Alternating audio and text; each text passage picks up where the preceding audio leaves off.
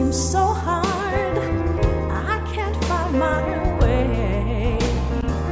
But even when I cannot see, Spirit is leading me. And I know I've got the victory. Hey,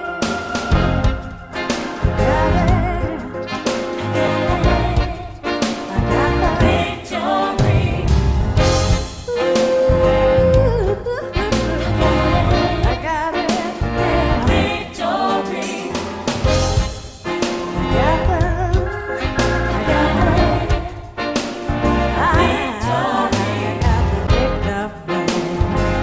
I got victory. Now you know sometimes we think that we know it all, but God has got a plan. So even in your darkest night, hold on to the light. And please know, you got the victory.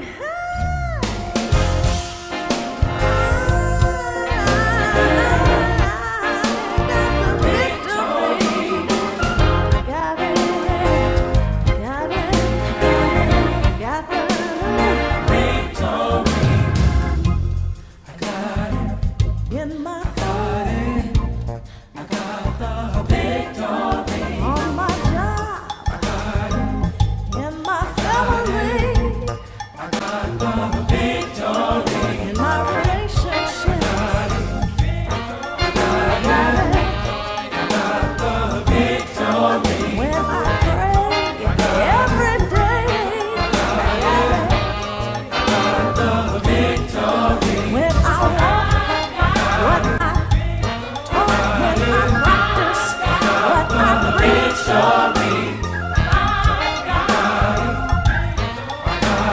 when I trust in God, victory.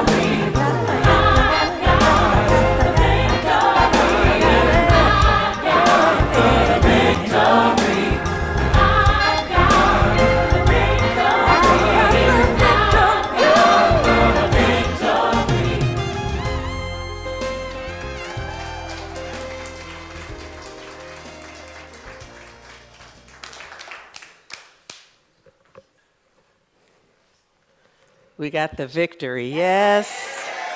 Yes. Yes. Thank you for being here and a part of the celebration for Women's History Month. You know, it's possible some of us are still engaged in nurturing the vision that one day we won't need a Black History Month and a Women's History Month and a Pride Month, because it will be happening so clearly, deeply ingrained day to day across every stratum.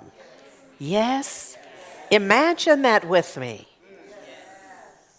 Yeah. This is why we call our Wednesday evening Sacred Activism, Imagining Justice, because it's got to be somebody's job. Somebody has to be willing to bring to mind justice and begin imagining all of the ways that it might demonstrate, all of the ways that it might manifest. That's got to be somebody's job. And if it's not yours, I don't know whose it would be. Yes? So that's for us to do, to imagine a time when I actually had the clicker on my finger before I tried to make it work. Thank you. Thank you. It takes a village, I'm telling y'all. For real though, yes. So look, on Wednesday, speaking of imagining justice, on this coming Wednesday, they are focused on end of life. And I heard Damali say earlier, because we have to think about it. The thing is that we don't. if we were really thinking about it and moving in this direction, we wouldn't be having this on Wednesday night. But we're having it because, unfortunately, most of us do not think about it. And let me just tell you, not just as a sister, but also as a minister, it wreaks havoc in families. When you don't handle that bit of business, beyond thinking about it and telling somebody who is not empowered to make a difference, there's some recording it, writing it down, having it notarized, etc. But the main thing is making some choices, knowing that you have options, and then making them. Be there on Wednesday night, please. This is for you. This gift is for you. And let me say, it doesn't matter what age you are. Ask a minister. It's not about just, I know you're thinking, well, there's some old folks who need to get this, and that's true. But if you have some assets, any whatsoever, you need to go on record. Also, just about your own care. So it's not just what will happen to your assets, but what's going to happen to you. Should something happen and you need a certain level of care, now I'm not trying to teach the class, I'm just trying to get you in there. Yes, does that make sense? Be there, because there's not a one of us who is exempt. And let's say you've already laid yours out. Bring somebody and tell them, I've already laid mine out, but I'll go with you, so that you can begin to understand how important this is. This is so important. And communities like ours are often the last ones to give this thought, and often it doesn't come up until it's too late for one's wishes to be fully honored. Does that make sense? Help your family out, because somebody's going to have to handle it, make decisions, and you can help them by identifying what it is that you desire. Yes? All right. I feel like I want to say some more, but I'm not. I'm going to let you go on Wednesday. Some of us have been through some things. And so we're speaking from a place of pain. And don't let this happen to you. All right? All right. Enough said there. Path to membership.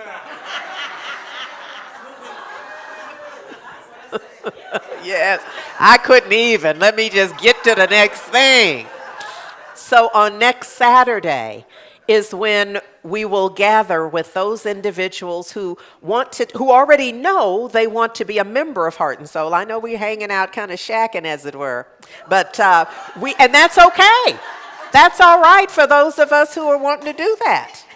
And some of us are like, you know what? I could make this legit. I could get up in there and make a difference and really solidify my relationship in that way. Yes? And if you're already a member, I'm going to invite you, because this is a new version of our Path to Membership. And I'd love to have you be a part of this as well. Yes? All right. So there's a QR code. Let us know if you're coming, so we'll be prepared for the throngs. Yes? On Monday, next Monday, not tomorrow, but next Monday, there is an Advanced Consciousness Studies info session. And this is just our opportunity. I almost said Reverend Suzette and I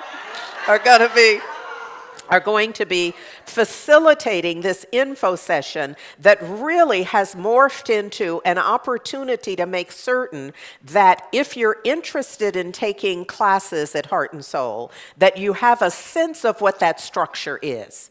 Centers for Spiritual Living offers certificated courses. I want to make sure you're understanding what that is. And just in case you have an end game in mind, we can see that very clearly. You can see what's required in order to do that. And you can also have a sense of how we meld with the Centers for Spiritual Living curriculum, their catalog. We have our own workshops and classes that we offer, because we know who you are and we know what you're asking for in part. Yes? Yes, so we add some things to that. So be with us next Monday. It's virtual. But do use the QR code so we know you're coming and we have a sense of how many folks are in there. And also, if you've taken, see, what I've been doing is looking at the folks who have RSVP'd so that I can see if folks have taken a lot of classes. I know that's kind of a different conversation than folks who are taking the first class. And so we can blend that together. So do let us know. You are welcome. It helps if you let us know in advance of your arrival. Yes. Women's History Month. So today, I want to share with you about Catherine Magnolia Johnson, NAACP organizer, educator, and civil rights advocate. So there is a book, the autobiography of Catherine M. Johnson, An Activist Journey. This is so for us. And it's edited by her great niece, who is a member of Heart and Soul, Gwen Foster. And so there's a short video that I want to play for you so that you will have a good sense. But this book is available from booksellers. Yeah, so check that out. Catherine Magnolia Johnson. She's the hero you haven't heard of until now. Born a black woman in the Jim Crow era in rural Ohio, Catherine Johnson defied the odds by graduating from Wilberforce University with a bachelor's degree in science. In World War I, she taught thousands of black troops stationed in France how to read. Catherine traveled America in her Model T Ford, selling her 2-foot shelf of Negro literature. She joined the Civil Rights Movement, becoming the first field agent for the NAACP. Catherine rallied for federal enforcement of the 14th Amendment, supporting fair hiring of African Americans. She was the first woman to run for Congress in Illinois' 1st Congressional District. Born in 1878, her courage and tenacity were unprecedented for a woman of her time, or any time. Her fight still persists today. Catherine Magnolia Johnson, an autobiographical compilation by Armand A. Gonzalez. Let her story inspire you. Yeah.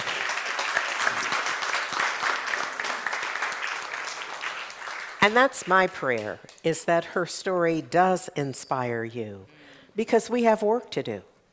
And often the stories of those who have done the work inspire us to a point where we feel like I can take another step. I can lift another burden. You know, I can be about it some more. So part of what we are forever doing together is sharing those stories that might just serve as an inspiration. Let me just say, if I bring it to you, I've already been inspired. And my prayer is that some of it will rub off on you. That's all we doing up in here. Yeah, for real. Yes? Yes. So the book, this little short video is really pointing to another book about her. Another autobiography, not the one that Heart and Soul member Gwen Foster edited about her great aunt. Okay? All right, so I just want to make that clear. So what strikes me is that she was born in 1878, which is just 15 years after the Emancipation Proclamation. You know, I had to do that little arithmetic because at first it's just a year. But then when I want to plot it in, what does that mean? Where does that kind of place it? That immediately gives us a sense of what she's dealing with, yes? Well, we know it's Jim Crow, but it's a special flavor of Jim Crow at that point, right? All right, so we know that she's a civil rights activist. She's also a writer. And in 1909, when the NAACP was founded, she became one of its early organizers and advocates. At a time when the organization was still finding its footing, Johnson helped build local branches and mobilize communities, especially across the South. This is why women's history is so important, because if you rely on his story, Women are often excluded and you would from the narrative. So you would not necessarily have a sense that women were involved in the NAACP this early in organizing and starting branches and supporting that work. If you read the history, they are not often recorded clearly. Does this make sense? This is why these months that focus on are so important. So, look, let me not get off on a tangent. Let me just talk about sis here. So, here's the thing that really strikes me about her. Even in the early 1900s, it's recorded by her actions that it was clear she was not afraid to speak truth to power, even within the movement itself. So the NAACP leadership structure, we know from the very beginning, was not black folks.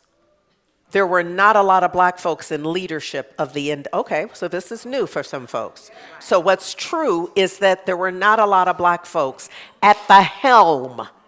And so she advocated, believing that black voices must be central in organizations fighting for black freedom. And her courage reminds us that progress often requires building institutions and holding them accountable to their highest ideals. So that was her advocacy.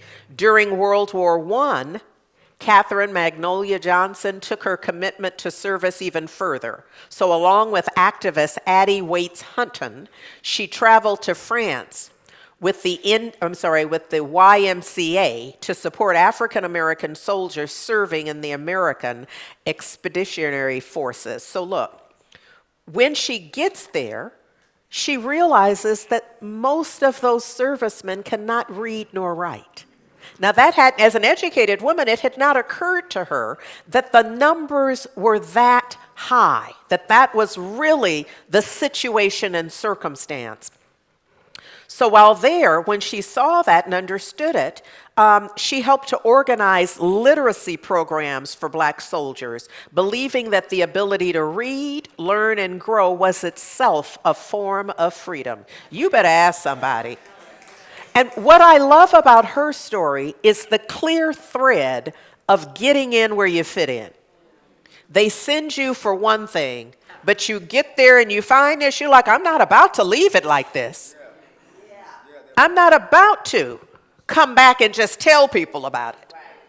So she's there and determined to make a difference.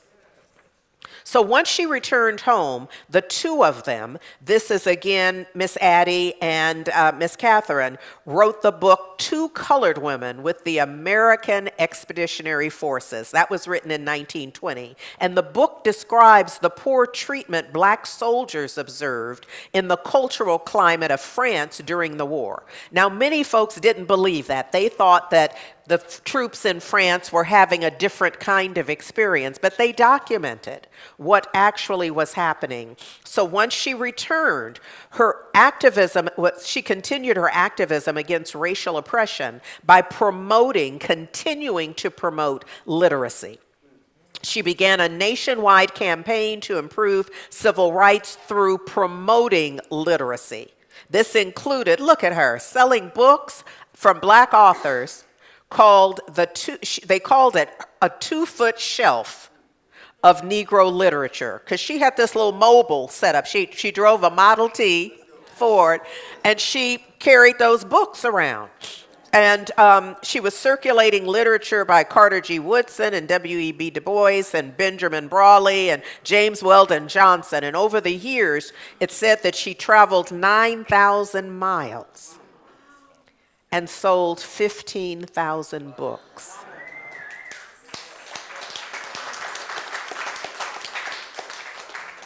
Come on, Heart Song.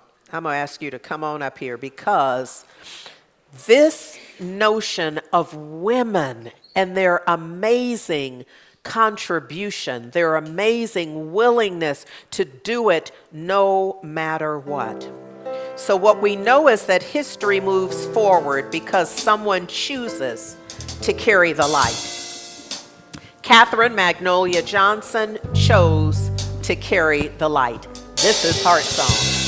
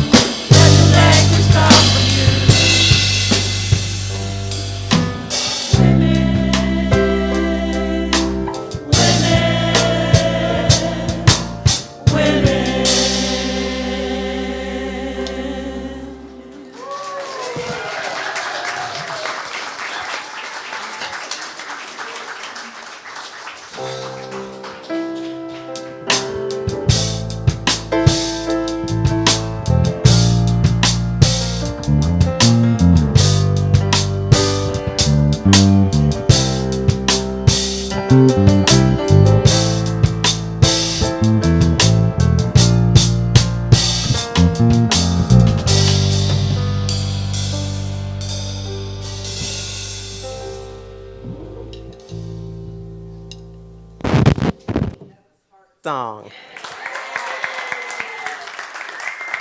Under the direction of Valerie Trout, who also wrote the song.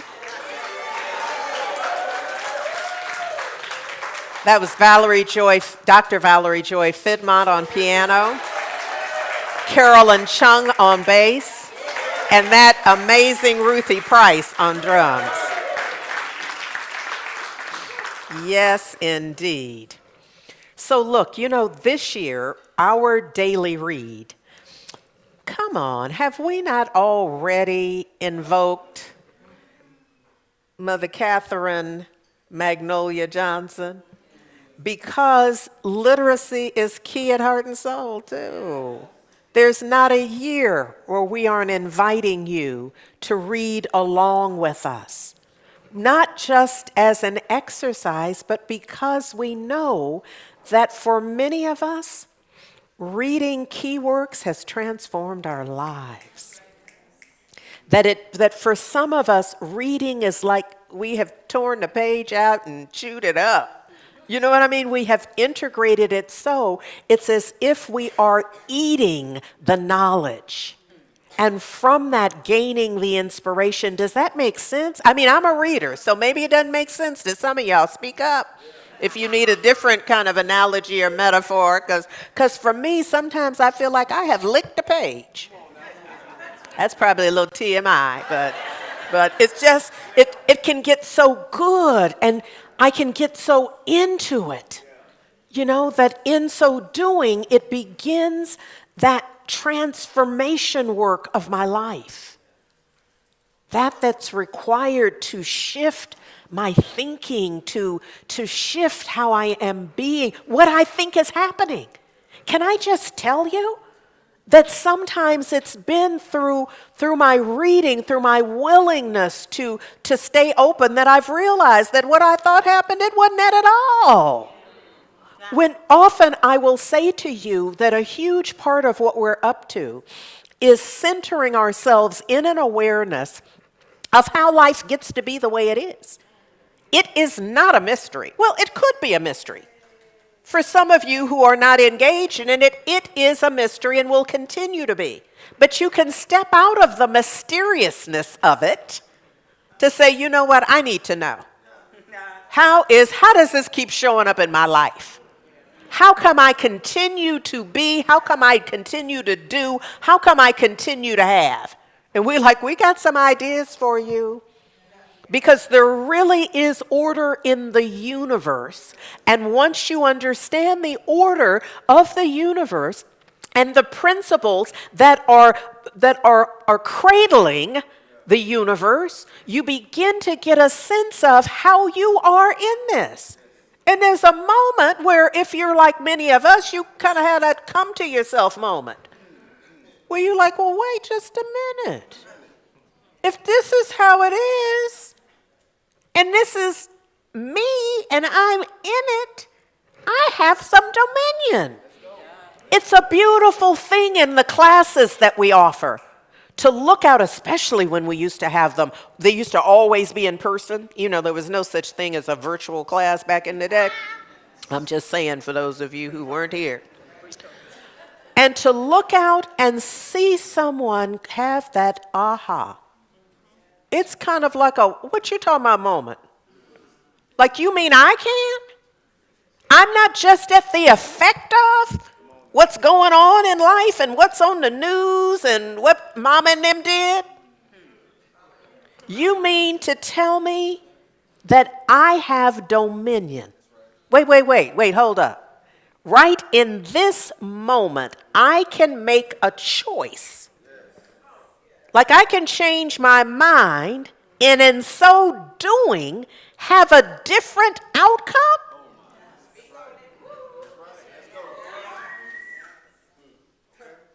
There's something in that even makes me say, you better shut up. You better just shut up. I remember that first class I took. There was a part of me that was getting a little irritated.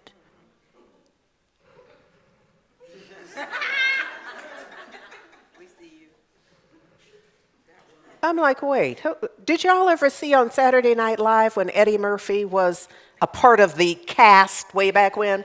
He had a little one of his little skits, vignettes, where the idea was how life worked when black folks weren't around.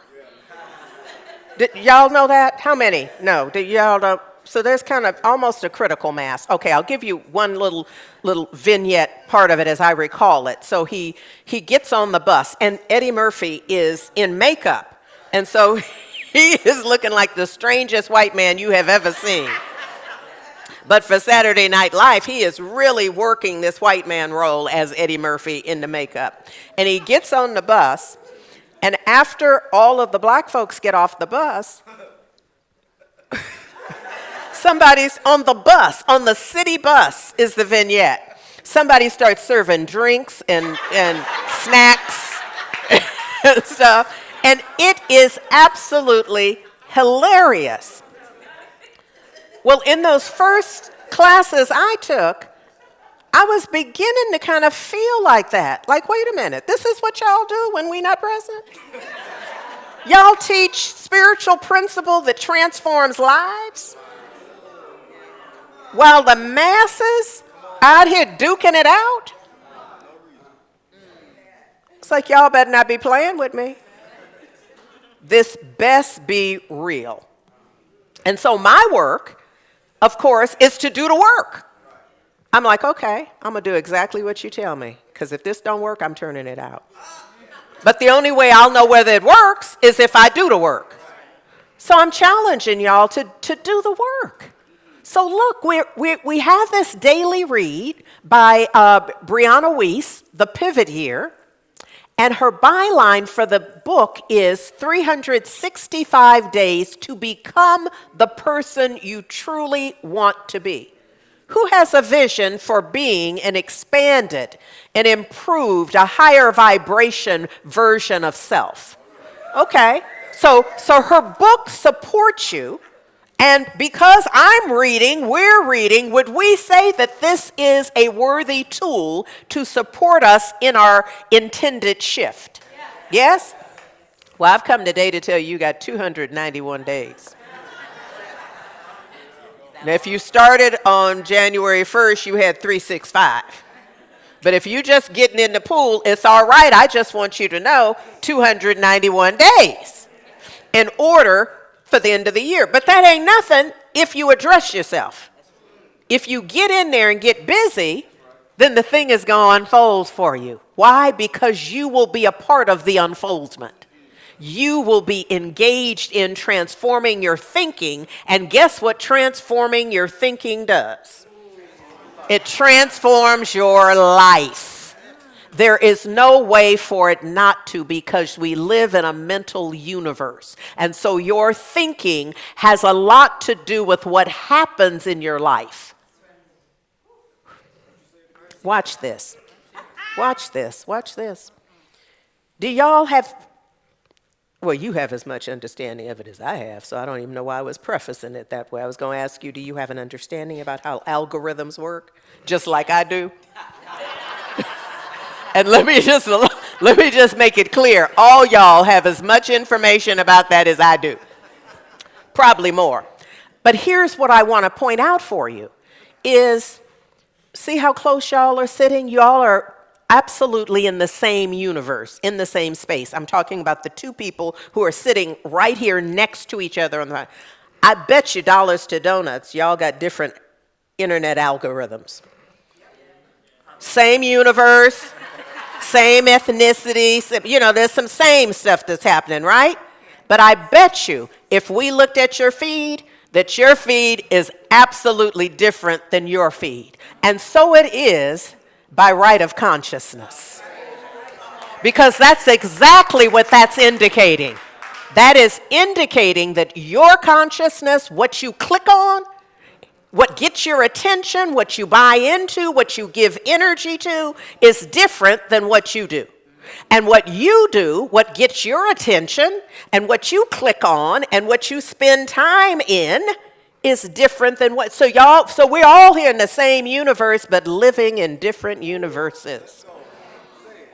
having entirely different experiences, believing the world is ordered in ways that it isn't. You have ordered your world in the way that it is showing up in your life. Do not get mad at me about it, because you are ordering it in exactly the way, by your attention, by your attention, your intention, your focus, how you spend your time, how you spend your money is a clear clue.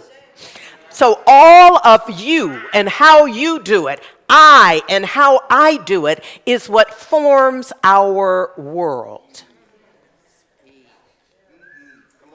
Does that make sense? All right. 291 days awaiting your attention to bring before you a new possibility.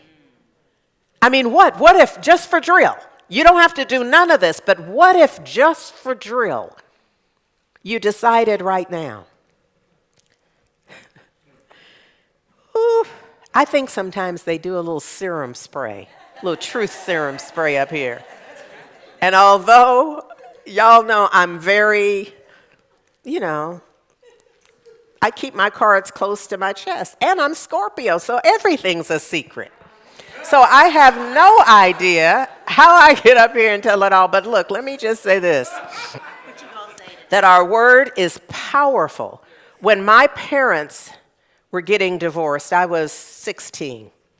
And I remember declaring, because I saw the impact of that. My father, bless his heart, thought that if he withheld funds from my mother, she'd take him back.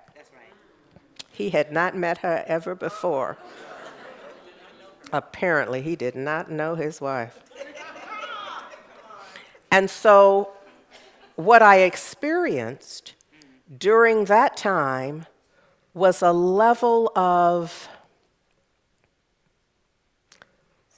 I recorded it as poverty.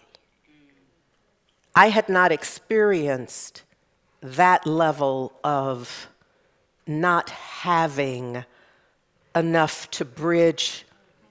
This is not to imply that I was having it all by any means, but whatever I was having, that was over. And I remember affirming, in what I call a gone with the wind kind of way, God is my witness, I will never be poor. And I'm not even clear what all I did. But that was so written in my consciousness around my intention, my attention, and my algorithm. So that was not a possibility in my consciousness. Now that doesn't always worked out, all the I's got dotted and the T's crossed, but I have to tell you, I have never been poor. And I'm not special. I'm clear. Oh. Thank you, Ruthie. Thank you, girl. Thank you. Yes, sis. Thank you. I heard this voice say, yes, you are. And I thought, uh-oh. Uh-oh. I'm going to have to stop the talk and go pray somewhere.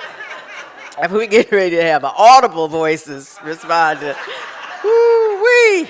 Thank you, sis. Thank you.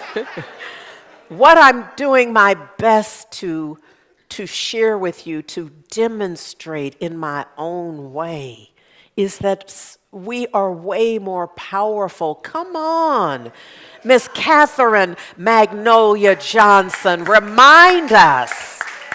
Remind us. Remember it said she drove everywhere in that T-model Ford. Now you know that's not part of the historical picture.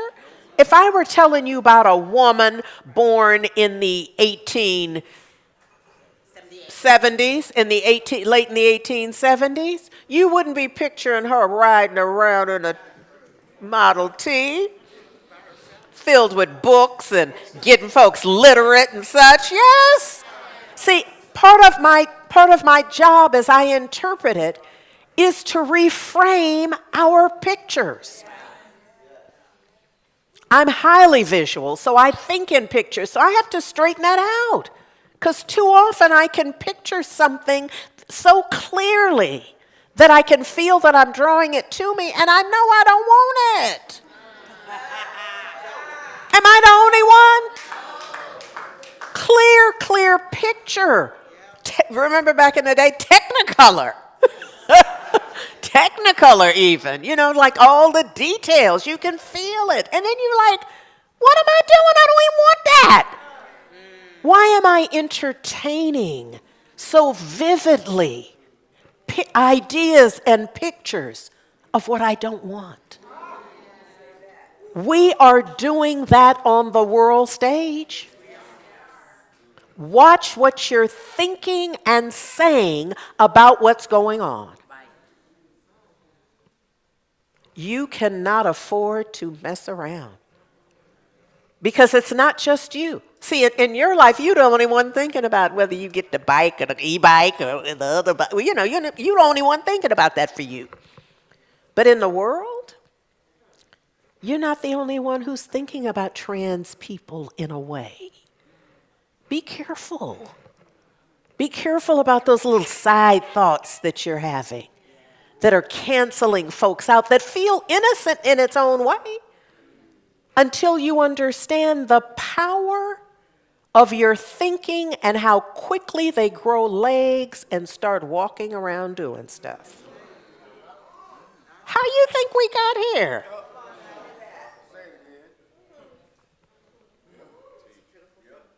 And who you voted for at one time is not enough to excuse you. Because there's all of the thinking, all of the imagining, most of which is generating something that you then will want to take exception to. For any of us who have ever said those people, there's a prayer waiting for us to clean that up. Do you understand what I'm saying? Whatever the circumstance or situation was, if there's anything in your heart mind that can entertain of those people, them, because y'all are advanced, you're probably not saying no those people, but you're saying them.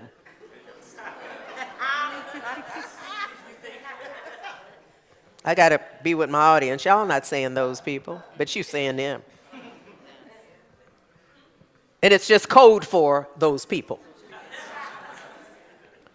And so there's something about cleaning our hearts and adjusting our thinking and the words that ride on our thoughts so that we're inclusive. We cannot expect to have diversity and inclusivity while we, them, and those. We can't. Whatever it is, we're a part of it. And some folks who are less evolved than I would say you're part of the problem. But I'm not saying that because I'm more evolved.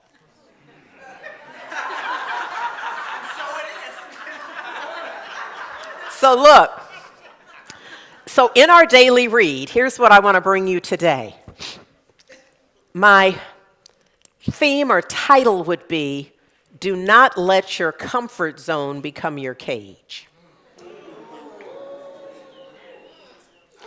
And by comfort zone, I don't mean it in the typical way. Neither does Brianna Weiss as she talks about this, because I'm drawing from day 74 and day 75. So most Sundays when I'm here, I'm using some of her essays. So today I'm drawing from day 74 and day 75.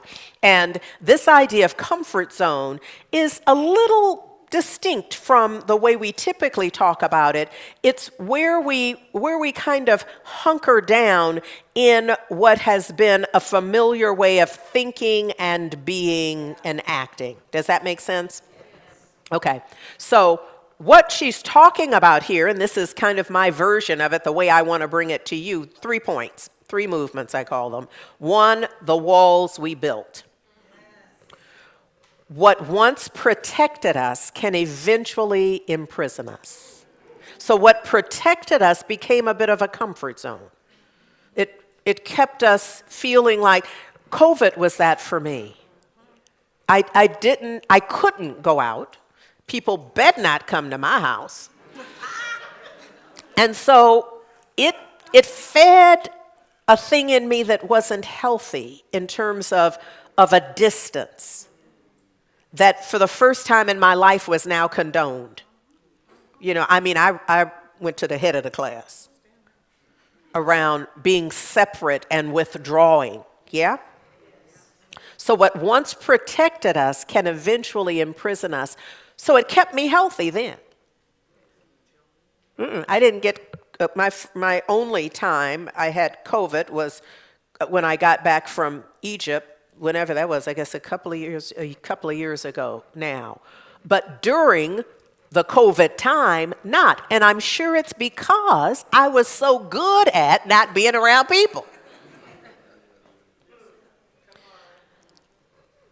But I can't live my whole life acting like COVID is active. Can I? Oh, no.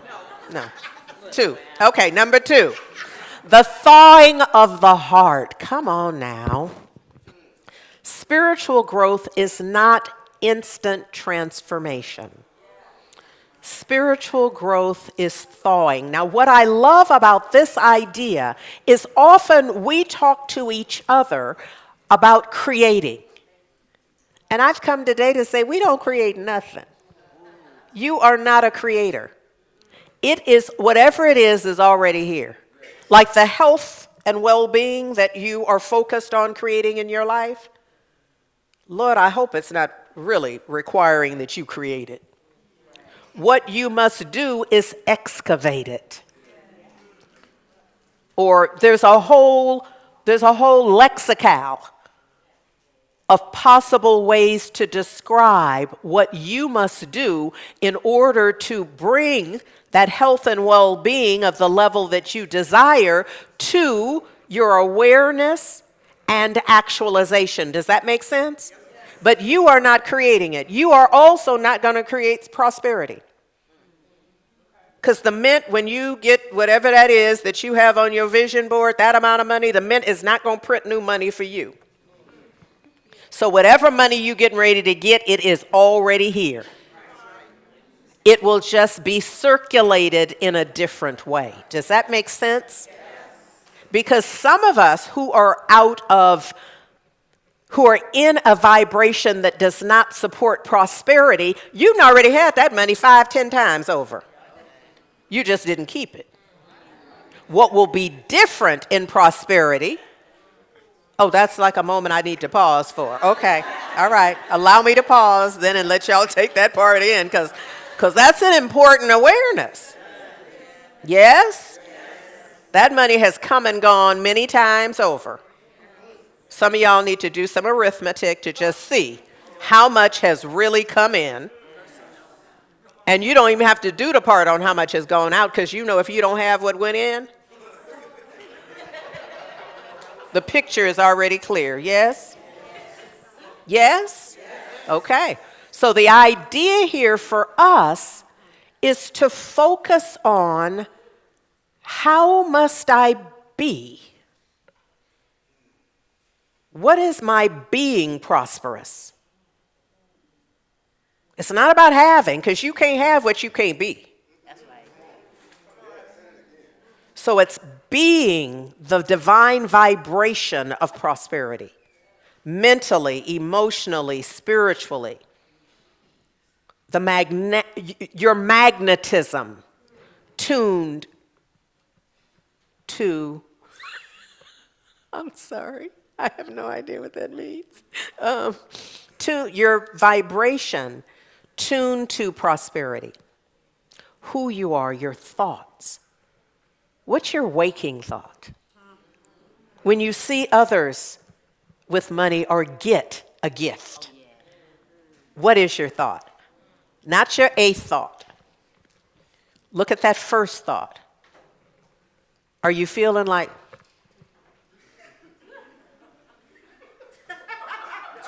I don't even have to say the thought that went with that. I don't know what my face looked like, but when I see y'all, I realize I don't even need to say the thought that went with that. Y'all know what that is, yes? You know that when somebody else is blessed with what's on your vision board, it's shifting that. This is that comfort zone thing still. Comfort zone meaning kind of where we hang out. What's our go-to? The way we've ordered ourselves. So look, the third point here is I'm really getting through this thing. I really am. Life is always rebirthing itself through us. Life is constantly dying and being reborn within us. You are not, none of us are who we were a decade ago.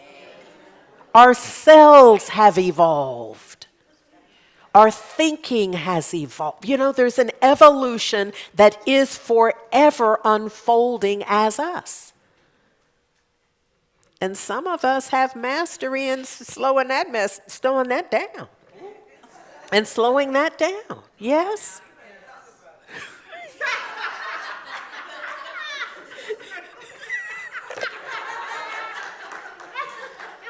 where we get in there and we're like the little boy trying to put his finger in the dam to hold the water. You know, we're like, no, not this change. But change is life. Life is change, yes? So look,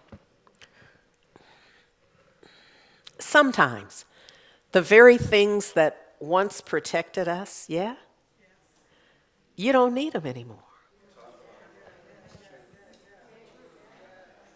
You know, maybe you don't need to sleep with all the lights on. You know, I'm just giving you a little easy one where you can see that that was once true for you. You needed to have that.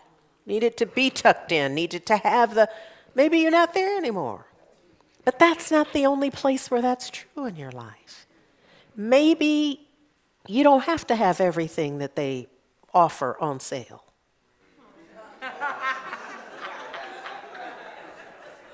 Look at it. I mean, just look at it. I didn't mean to poke the bear or nothing, but I'm just saying, which absolves me, you know. So sometimes the process begins. This thawing begins the same way that spring begins. So look, what I know for sure is I'm a native Californian. I grew up right here in the Bay Area. And so I'm about to talk about something I don't personally know nothing about. But look, I know that my friends back east know way more about this today than they even wish they knew. And what I'm talking about here is that every winter in colder climates, lakes freeze solid.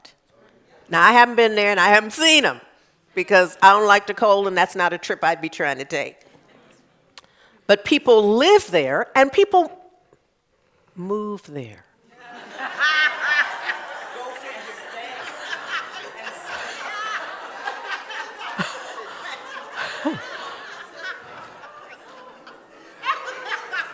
They do. They really do. I know some who have. I cannot comprehend, and it does happen. So look, when the lake freezes solid, this is what I'm told, the surface becomes hard, silent, and still. From the outside, it looks like nothing is moving. But beneath the ice, life is still there and vibrantly expressing itself in its own way. The water still flows, fish still move, there may be hibernation around it. Life has not stopped. It is simply waiting for warmth. Then something remarkable happens. Spring arrives. The sun returns, and slowly, quietly, the ice begins to thaw. Not all at once, not dramatically, just a crack here, a softening there. Then one day, the lake is flowing again. Now, some of y'all know I'm not talking about the lake. You know I'm talking about you. Okay? All right, I just in case there were a few laggers here. Sometimes our hearts are like that lake. That the winter of our life is not a season on the calendar. It's a season in which we gave up, in which we felt defeated, in which we closed down as a defense mechanism.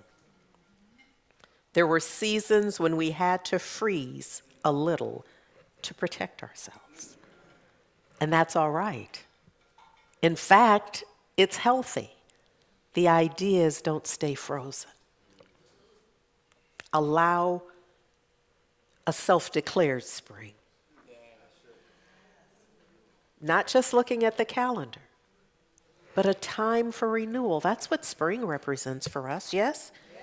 It's the time for release, renewal, and the courage to live open and warm-heartedly, is the note I wrote to myself. To survive disappointment will freeze our heart. To survive heartbreak, I know I have a little kit for freezing mine. To survive loss will harden our heart, will freeze it. But what protected us once can eventually keep life from flowing through us. That's the cautionary tale. A key to spiritual growth is not forcing ourselves to change overnight. This is important. Because if you feel like, oh, Lord, she's talking to me, please don't call my name out loud, if that's your thought. This is not a message that is calling you to try to reverse course immediately. It's to be willing to thaw. To be willing to allow another process to unfold, yes? Allowing the warmth of life to thaw that has grown cold and frozen within us.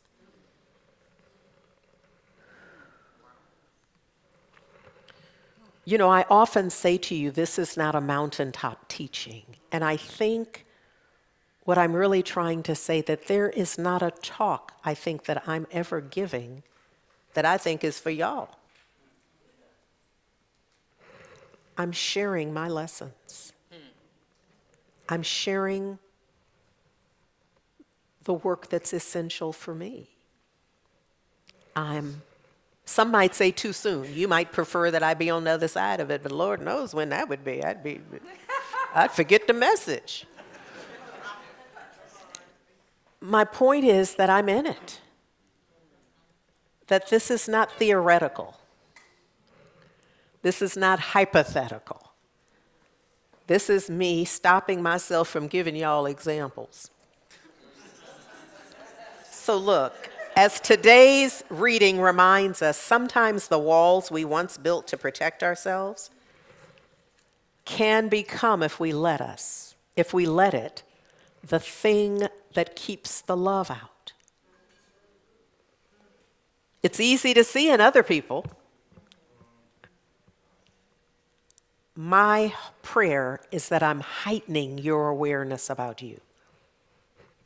I know that y'all sit there and think about other people and wish they were here and planning on sending them the link and all that. I'm saying, slow your roll. Let it sink in on you. Let your life be the light so that they come and ask you about what you're doing. I'm just saying. So look, this whole idea I'm talking about is that protection becomes limitation if we aren't conscientious about it, if you're not aware. That thing that was so good because it got you out of that is now locking you down. You know, oxygen, when added in a certain situation, but nobody's going to put you on oxygen for the rest of your days unless you are in a situation that requires that. Yeah? Because your work would be to get your lungs to do their job. Yeah? Oh, now I'm giving you another whole metaphor, allegory around, analogy around it. So look, we often imagine transformation as a dramatic breakthrough. But more often, it's a gradual softening, small moments of allowing ourselves to be seen, Father, Mother, God, trusting again, risking connection, letting love move again. Transformation rarely happens all at once. It happens in truth by degrees of openness, by degrees of willingness. Oh, I hope that makes sense, y'all. There's also the courage to become. This awareness that death and rebirth can occur at the same time, that old identities fade so that new life can emerge. And the soul is forever, continuously unfolding. I'm thinking about Sister Catherine Magnolia Johnson. When I say this part about being fully alive is not always knowing where you're going. It's trusting that life is leading you somewhere meaningful. Life is forever renewing itself, as we said. Life is, Ernest Holmes says, life is, so Brianna Weiss gives us this theme of life is forever renewing itself. And Ernest Holmes says it this way: life is a continuous process of self-givingness. It forever creates new forms in which to express itself. Now, if you know that, you know what you've been doing last week, last year. You know, life is just waiting on you to say, I'm ready for the next. It's never been counting on you to just keep doing that same old, the same old way. Because we know what? If you keep on doing what you've always done, you'll always get what you already... Which really, another way of saying what you already got. I'm just saying. So the same life that has carried you this far, come on, let's just bless this present moment. That life is still unfolding in you. You haven't used it up, you can't. It's unfolding as you awaiting notice from you about your willingness, how willing you are to be in a newness of expression. Does that make sense? So the fulfillingness of life, the infinite fulfillingness of life, is like tuned into you. Sometimes I have anthropomorphized it, and so I picture it saying, you ever gonna move? You're not ready yet. Okay, we just gonna sit down back here. That's how TMI? Okay. I sometimes just am like, oh, they're like, okay, Andriette, so you just, that thing you said during the class and that you wrote as the affirmation and your vision and all that, you ain't doing none of that?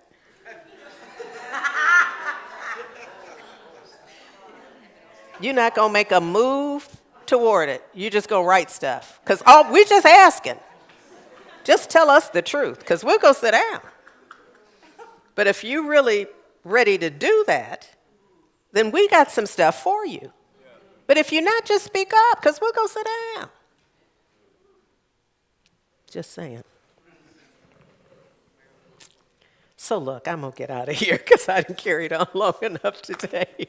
So the question is always, I think, one of the questions is, what is mine to be and do? And you don't even have to say have, because have, it just rolls right with it. You don't even have to give no attention to have. Because whatever you being and doing, it has an equivalent have.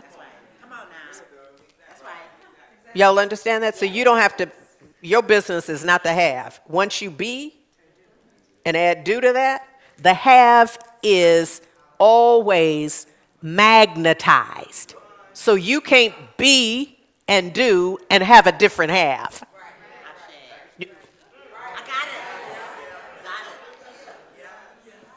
Your have is always going to match your be and your do.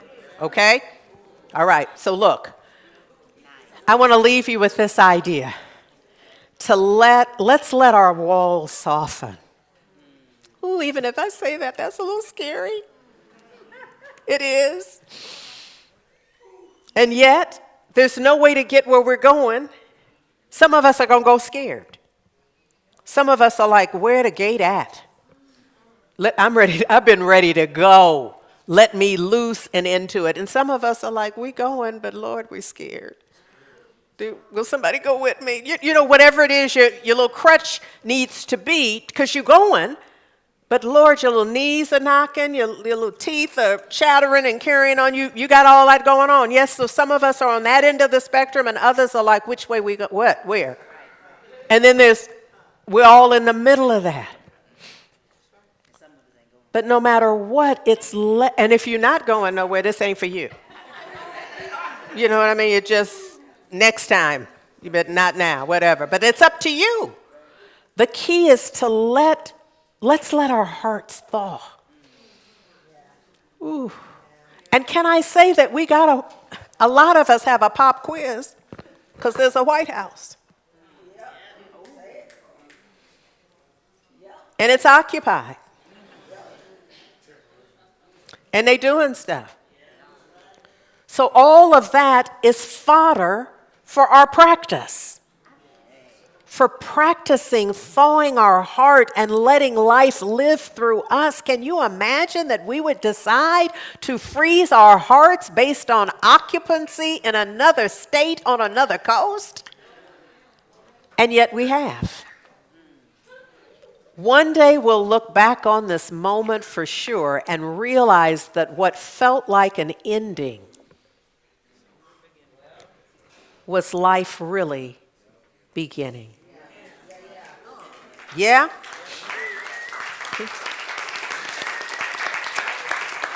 Come on, Heart Song.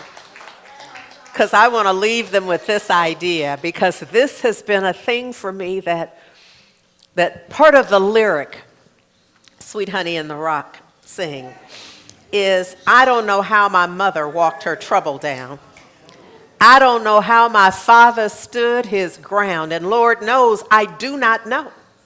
I cannot comprehend, Mother Harriet, how y'all did it. How you kept on going no matter what. I don't know how my people survived slavery. I do remember, that's why I believe. Heart Song. Yes.